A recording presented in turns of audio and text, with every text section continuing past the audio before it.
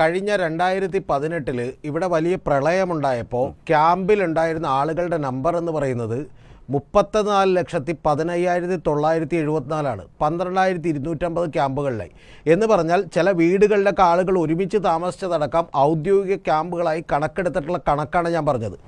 യഥാർത്ഥത്തിൽ ഇപ്പോൾ എത്ര പേരാണുള്ളത്? 462 ക്യാമ്പുകളാണുള്ളത്. അതിൽ 27,048 എന്ന് പറഞ്ഞാൽ 2018 1% ആളുകൾ ഇപ്പോൾ ക്യാമ്പുകളില്ലെന്ന് ചുരുക്കം. എന്ന് പറഞ്ഞാൽ 0.79% മാത്രമേ ആളുകളുള്ളൂ.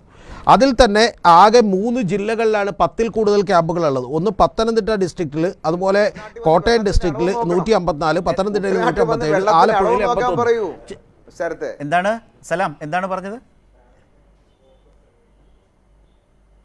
കുട്ടനാട്ടിലേക്ക് വന്ന് ആ വെള്ളത്തിന് ലെവൽ നോക്കാൻ പറ അദ്ദേഹത്തോട്. അതെ, അദ്ദേഹം പറഞ്ഞൊരു ഇന്ന് കുട്ടനാട് MLA-യും പറഞ്ഞത് എല്ലാ പഞ്ചായത്തും അതെ, ഇന്ന് കുട്ടനാട് MLA-യും പറഞ്ഞതാണ് കുട്ടനാട്ടിൽ വെള്ളം കയറാത്ത ഒരു വീട്. ഞാൻ ആദ്യം അത് പറഞ്ഞതാണ് സലാം കേൾക്കാഞ്ഞിട്ടാണ് ഞാൻ ആദ്യം അത് പറഞ്ഞതാണ്. ഓക്കെ, പൂർത്തിയായി. അല്ല, ഞാനത് അങ്ങനെയല്ല പറഞ്ഞത്, താങ്കൾക്കത് മനസ്സിലാവാഞ്ഞിട്ടാണ്. ഞാൻ നേരത്തെ പറഞ്ഞതാണ്.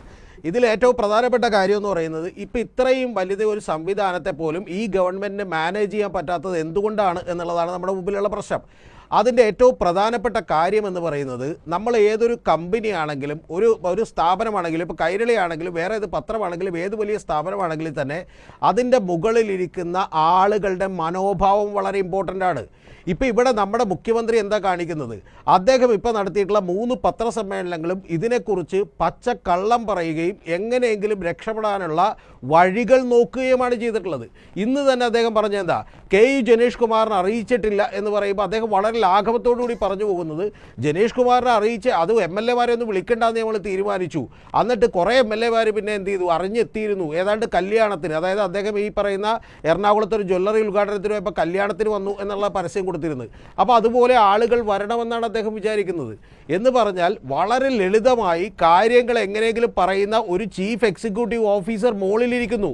ആ മോളിലിരിക്കുന്നതിൻ്റെ അടിസ്ഥാനത്തിലാണ് വില്ലേജ് ഓഫീസർ താഴെ ഇന്ന് ചങ്ങനാശ്ശേരി ഗവൺമെൻറ് LP സ്കൂളിൽ നിന്നിട്ട് പറയുന്നത്, ഈ പറയുന്ന ആളുകൾക്ക് ഈഗോയാണ്. ആര്?